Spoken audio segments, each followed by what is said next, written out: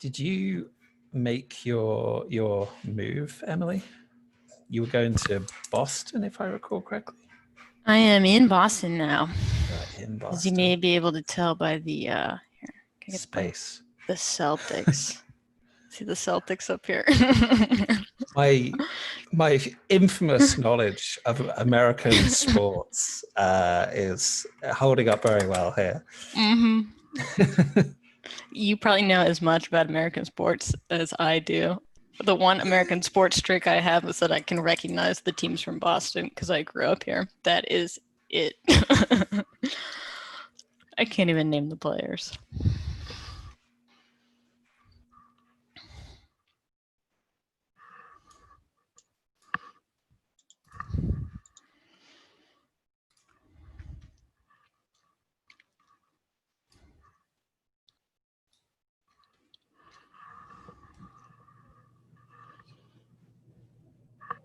So Emily, you're not all pink today, I see. I am not. I gotta figure out what's going on. Earlier today, I had to unplug and replug my webcam again to become less pink. I think my USB hub is overheating or something. It's like really hot, and my peripherals have started getting a bit crazy. Mm-hmm. I've plugged in too many things. Yeah.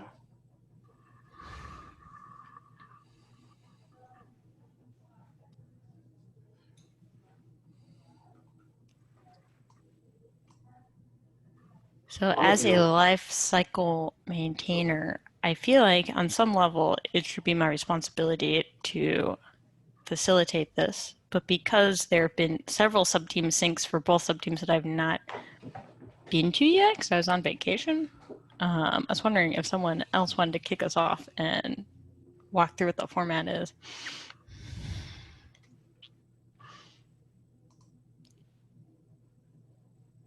Any takers? I want to say that at last week's sync, we basically just caught up on the status of the patch. And there wasn't a lot of forward thinking beyond that. Cool. So we can sort of invent from scratch here what we want to do. We do have the doc, which we can sign into. And there's a couple of fixed agenda items, including status updates and release planning. Sounds good. I'm assuming status updates are stand-up style status updates. Yeah. Seems to have been the theme. And then it's kind of the working group format. Throw in the topics that you care deeply about.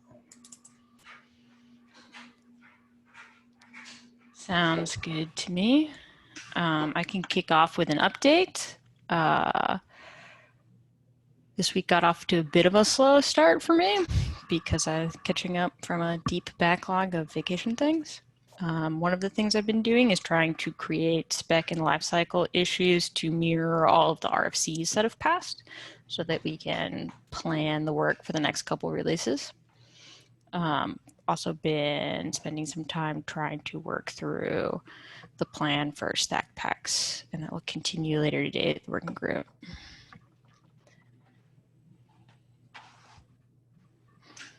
Who's next?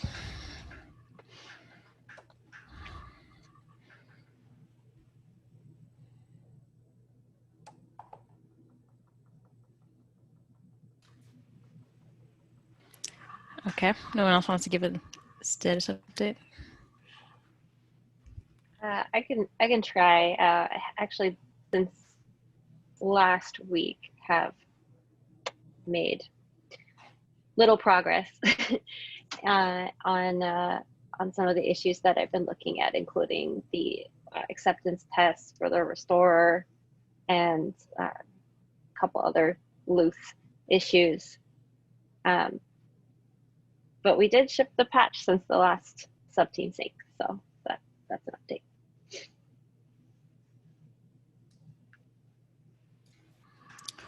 Sounds good. Should we look at some of the milestones I've created for future releases here? Release planning time.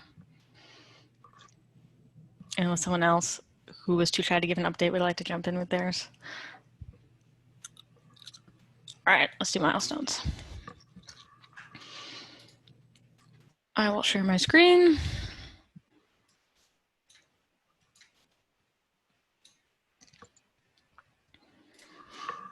All right, so I've created 2 milestones. One, I think, we should do one more patch of lifecycle 092 because we have a couple bugs in our issues right now.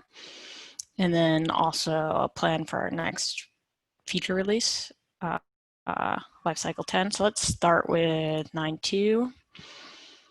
I threw most of the bugs in here that don't require like rethinking in the spec to complete. And then also decided to add, I think, this next patch release, unless someone wants to make a compelling reason why that shouldn't be true, we should try to release through GitHub Actions, because now that we can have manually triggered GitHub Actions, I'd like to get rid of the concourse automation because it's a bit out of date and doesn't play nicely with all of our other tooling. So I was hoping that as part of this next patch release, we could redo the release process in GitHub Actions and take the time to document what our release process is after migrating it over. The other things I was thinking are this issue filed by Ryan right now.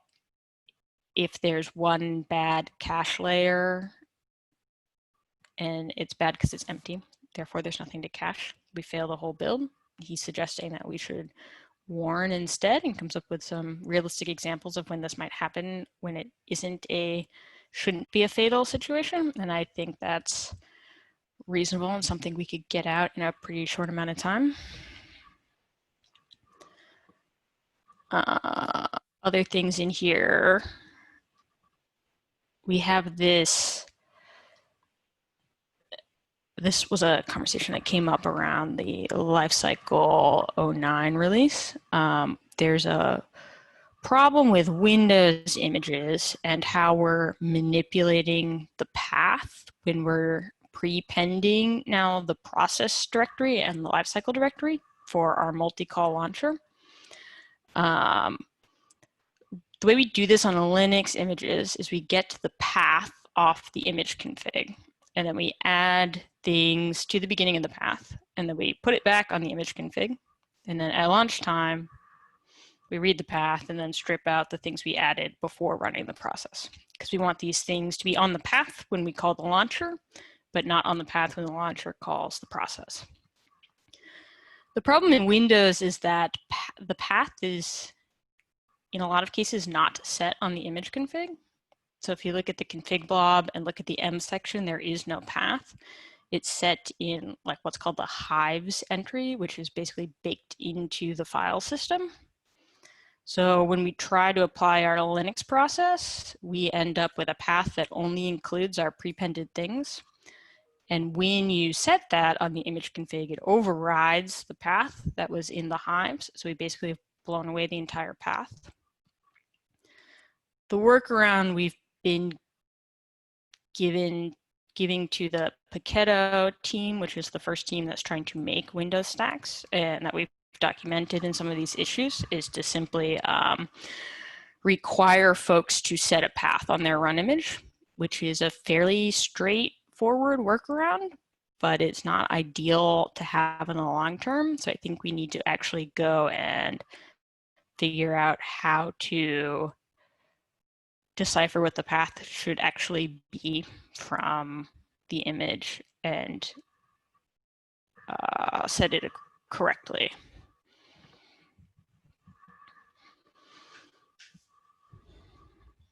I just saw that Micah wrote this comment here. He's probably the person with the most knowledge of how Hive entries work in Windows images. So because I haven't read this yet, there could be like a little bit of context I'm missing here. I would like to try to get this in 092, but because it's more complicated, I think there's a chance, depending on what we discover here, this may result in spec changes or a larger change that would need to go through a different process, and it could get booted into the next release. But I think it's worth trying to explore and see if we could fix this in the patch. Does anyone have any questions about that? I don't think we have representation from anyone on the Windows sub-team on this call, but how should we go about trying to find, the person who will work on this issue? Maybe just talk to Micah, or yeah, I was going to either see whether I was going to try to reach out to Micah and see either if he would be willing to assign himself to this, or if he knew somebody who would want to take this.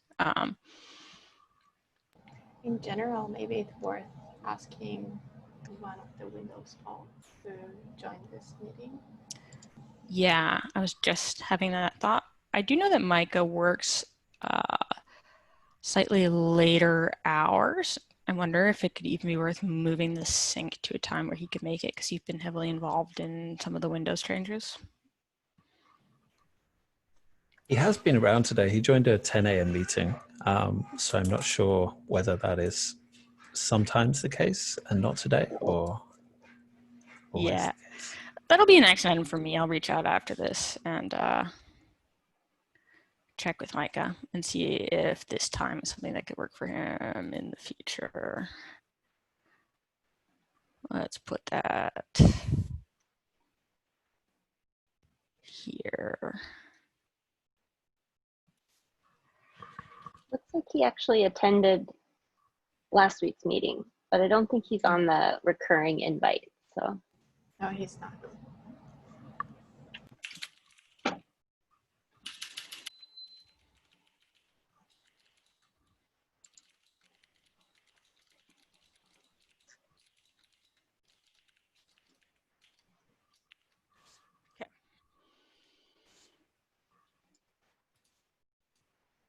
Back to our patch release planning. There's another Windows issue here where if the command, I haven't actually filled this in with details yet. Found it right as about to release 090. I went on vacation, so I apologize for this blank issue here. I will fill it in. The issue is that the way profile scripts are executed, if your command references an environment variable that's set in the profile script, the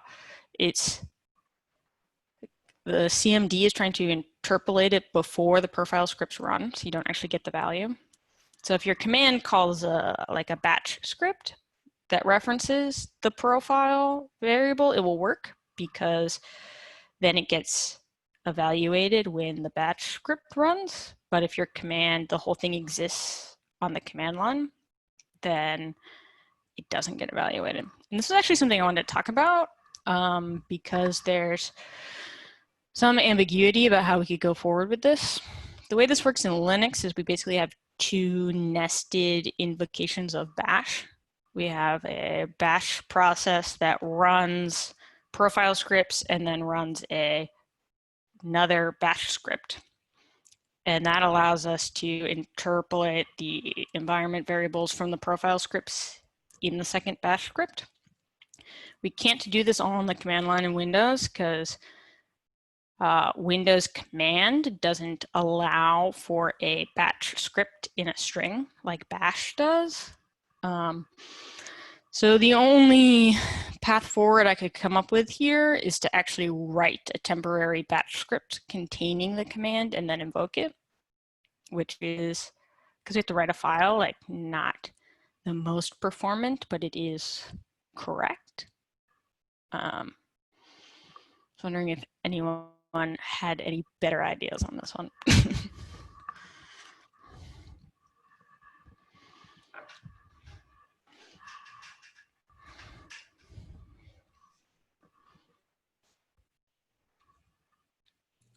I guess there's no way to pipe to command or anything. Just do it all in memory. I guess that's what you were saying. You can't pass a string to command that way. Yeah, it doesn't have, it's not totally analogous to bash in that sense.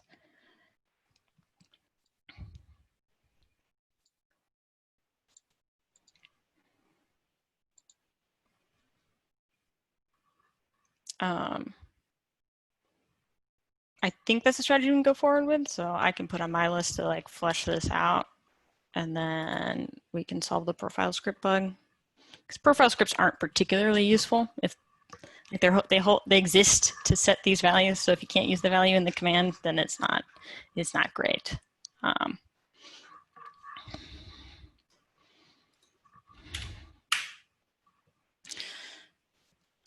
feel like this sub-team sync is just where I realize all the things I need to do and write myself action items, unless someone else wants to take this one. Volunteers, anybody? I mean, I'd be happy to take it on, but I'd probably lean heavily on Micah and yourself to explain what's going on. All right, I'm going to assign it to you then.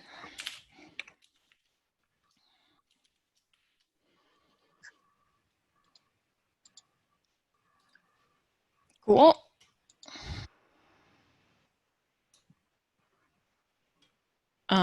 And the last one here is a bug around auth.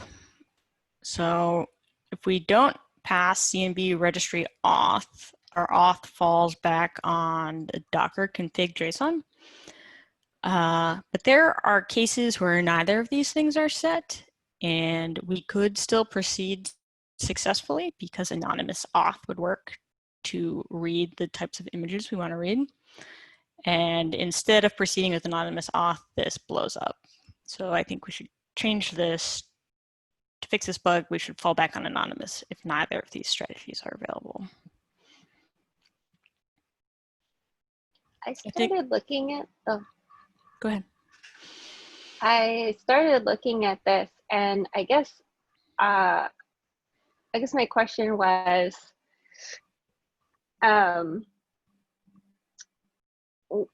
like where the fallback should occur. So right now, I guess we're like not being particularly smart about the home directory. We just try to stat it, and if we don't have permission, we fail. I wonder if, like, should we just, after that failure, try to do anonymous auth, or is there some sort of like logic that we might need that's, you know, oh, it's a root directory and I'm not root, like, I don't know. To differentiate between those cases where we just don't have permission to stat home for some other reason. I think we could look for, we could go either way. Like we could say only continue with anonymous if the file doesn't exist, because we can definitely check for that error on the stat in particular. I guess the question is, do we think not being able to read home is fatal? I don't think so. It kind of feels like, you know, a good error message or a warning would go a long way. Like just being like, we couldn't do this, so that you could backtrack a failure to something that's unexpected. But I wouldn't want to fail the whole build. We've had similar kind of, not just with the analyzer, even the exporter. I've tried situations where we have like a kind of pass through to a registry, so it looks kind of like localhost, and then like that registry ends up pushing somewhere else as a sidecar. And so even exporter being allowing anonymous would be nice without it. I don't know if it's exactly the same, but similar. I feel like no auth being anonymous should work out of the box. That seems reasonable to me. I think we should warn when neither of the inputs are available. that doesn't actually capture every anonymous situation. Like sometimes you get a config.json, but it doesn't have an entry for your registry and you're still anonymous. So I don't think we need to warn in all anonymous cases, but I think we should warn if we don't find any configuration for authentication at all. Yeah, maybe the warning should emit kind of where we looked. Let's put this in as a note and we can flesh it out. I think whoever picks it up can decide what some nice warning text is there. I had assigned this to myself, but I'm happy to give it up if someone else is interested in it. The agreements. I can take it. I don't think it's reasonable, but Okay, I will unassign you, Natalie, if you're not going to pick this up right away, and then Yell or anyone who's interested in picking it up. When you pick it up, just assign yourself.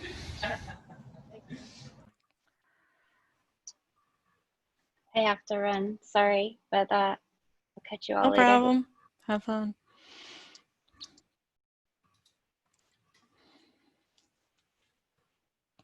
Cool. So I think this is everything I was sort of planning to be in the patch. I've also started putting things in lifecycle 010 as RFCs get approved and made issues on the specs or making issues on the lifecycle to track the spec changes. I was imagining that 010 could implement both Buildpack API 05 and Platform 05. I don't know how much we want to go into detail here because I think we'll be working on we should probably work on the patch first. And a lot of these things aren't through the spec yet. One thing that I wanted to talk about was with this group in the future is sort of coming up with a labeling strategy describing how ready some of these things are to work on, because I don't think we should wait until the spec is approved and merged and released before we start working in the lifecycle, because a lot of these things we're confident and we could be working in parallel. But sometimes things change at the last minute when the spec PR goes through. So I do want to sort of indicate that these are ready, but keep an eye on them, you know what I mean? And I had an ugly status label that was status pending final spec, but it was wordy and I stopped attaching it to things because I thought it just looked confusing. And I was wondering if maybe at the next sub-team sync, we all wanted to come in with different labeling strategies so we could think about how to indicate types of status that are particular to the life cycle and its relationship to the API. And the reason I don't want to do a deep dive on it right now, even though we have 5 minutes left, is because I actually also need to leave and take my cat to the vet.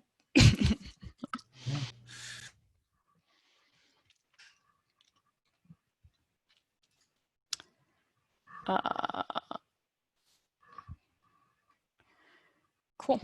So I think that was release planning. Sorry, I ate up the whole thing with release planning, but I guess there's not other things on the agenda anyways.